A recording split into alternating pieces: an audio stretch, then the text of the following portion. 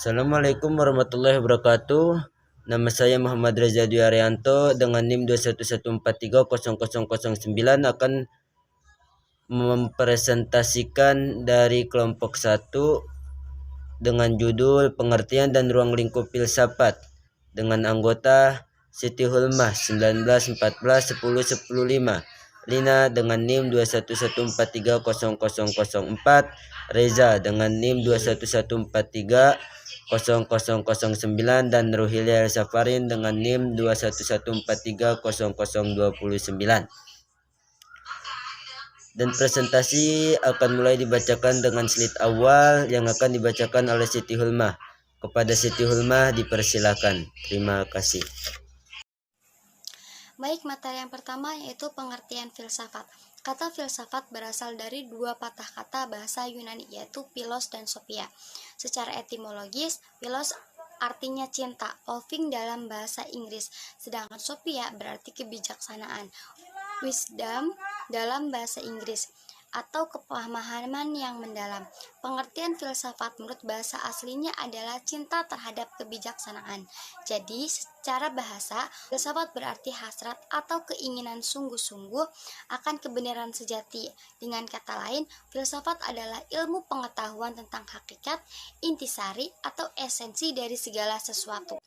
Menurut Siji Gazalba, filsafat berarti berpikir secara mendalam, sistematis, radikal, dan universal dalam rangka mencari kebenaran, inti atau hakikat mengenai segala sesuatu yang ada. Filsafat merupakan sikap, sebuah sikap hidup dan sikap tentang kehidupan. Dengan melakukan penyikapan terhadap hidup, maka manusia perlu mengetahui hakikat hidup ini. Pengetahuan tentang hidup ini menjadi penerang jalan kehidupan. Setelah manusia memiliki jalan kehidupan, maka manusia dapat mencapai tujuan hidupnya dengan mudah. Pertama, filsafat adalah sekumpulan sikap dan kepercayaan terhadap kehidupan dan alam yang diterima secara kritis. Kedua, filsafat adalah suatu proses kritik atau pemikiran terhadap kepercayaan dan sikap yang sangat kita junjung tinggi. Ketiga, filsafat adalah usaha untuk mendapatkan gambaran secara keseluruhan. Keempat, filsafat adalah analisis logis dari bahasaan serta penjelasan tentang arti dan konsep. Dan yang terakhir, filsafat adalah sekumpulan problema-problema yang langsung mendapatkan perhatian dari manusia dan akan dicari jawabannya oleh para ahli filsafat. Baik, yang selanjutnya akan saya lanjutkan yaitu pengertian dari Harun Nasution memberikan definisi terhadap filsafat. Yang pertama yaitu filsafat adalah pengetahuan tentang hikmah. Yang kedua yaitu filsafat adalah pengetahuan tentang prinsip atau dasar-dasar.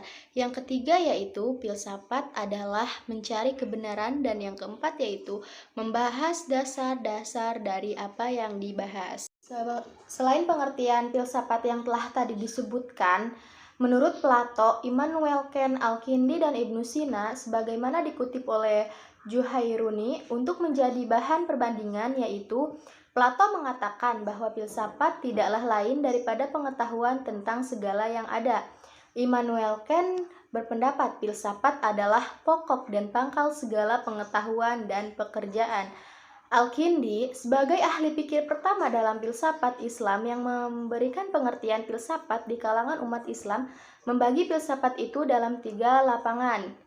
Yang pertama ilmu fisika atau al-ilmu al-tabiat yang merupakan tingkatan terendah. Yang kedua yaitu ilmu matematika atau al-ilmu al-riyadi atau tingkatan tengah. Dan yang ketiga yaitu ilmu ketuhanan atau al-ilmu al-rububiyat, tingkatan tertinggi. Yang terakhir yaitu Ibnu Sina juga membagi filsafat dalam 2 bagian yaitu teori dan praktek.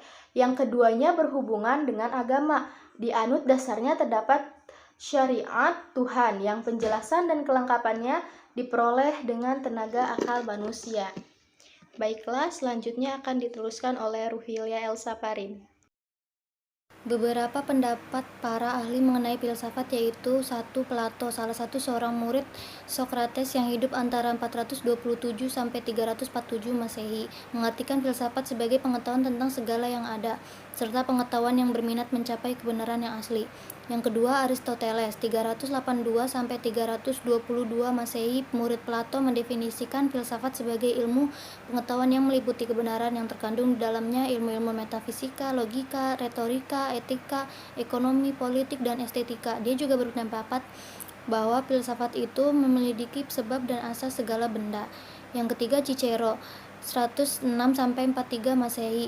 Filsafat ialah pengetahuan tentang sesuatu yang maha agung dan usaha-usaha mencapai hal tersebut. Yang keempat, Al-Farabi 870-950 Masehi. Seorang filsuf Muslim mendefinisikan filsafat sebagai ilmu pengetahuan tentang alam maujud, bagaimana hakikatnya yang sebenarnya. Yang kelima, Immanuel Kant 1724-1804 Masehi, mendefinisikan filsafat sebagai ilmu pokok dan pangkal.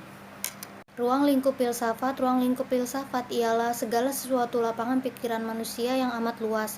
Segala sesuatu yang mungkin ada dan benar ada, nyata, baik material konkret maupun non-material abstrak, tidak terlihat. Filsafat sebagai induk ilmu-ilmu lainnya berpengaruh masih terasa. Setelah filsafat ditingkatkan ilmu lainnya, ternyata filsafat tidak mati tetapi hidup dengan corak tersendiri, yakni sebagai ilmu yang memecahkan masalah yang tidak terpecahkan oleh ilmu-ilmu khusus.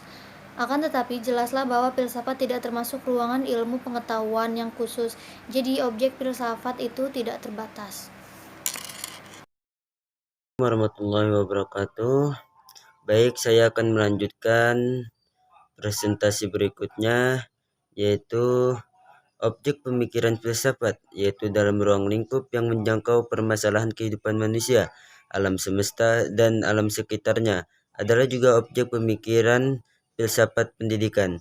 Filsafat boleh dikatakan suatu ilmu pengetahuan, tetapi objeknya tidak terbatas, jadi mengatasi ilmu-ilmu pengetahuan lainnya merupakan bentuk ilmu pengetahuan yang tersendiri, tingkat ilmu pengetahuan tersendiri.